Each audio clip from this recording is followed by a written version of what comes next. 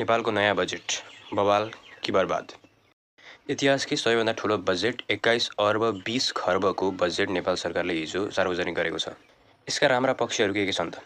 यदि तपाईँ मध्यमवर्गीय हुनुहुन्छ भने तपाईँले 10 लाखसम्म कमाउँदाखेरि इन्कम ट्याक्स लाग्ने छैन। यदि तपाईँ सरकारी कर्मचारी हो भने तपाईँको तलब 21% वृद्धि भएर जानेछ। विज्ञान, प्रविधि तथा नवप्रवर्धनका लागि 4 अर्ब बजेट छुट्याइएको छ, जसका लागि चाहिँ महावीर पुन लामो समयदेखि कराइरहेका थिए।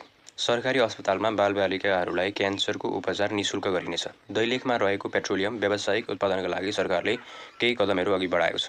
नेपालमा रहेका र बन्न लागेका विभिन्न रेल मार्गहरूको लागि पनि बजेट छुट्याइएको छ। सरकारले आगामी 3 वर्षमा 10वटा फुटबल स्टेडियम निर्माण गर्ने भएको छ। तर पर्खनुहोस्, अब आउँछ ट्विस्ट। 50 युनिटभन्दा माथिको बिजुली खपतमा भ्याट लाग्नेछ। बजेटमा 6 अर्ब 57 खर्बको घाटा छ। प्राइभेट हस्पिटलले लिने हरेक करमा 3% कर थप गर्नेछ। सरकारले लिएको 7% आर्थिक वृद्धि दर यो बजेटले पूरा गर्न कठिन देखिन्छ। तपाईँलाई के लाग्छ, सरकारले यो बजेट कार्यान्वयन गर्न सफल होला? कमेन्ट अनि सब्स्क्राइब गर्नुहोस्।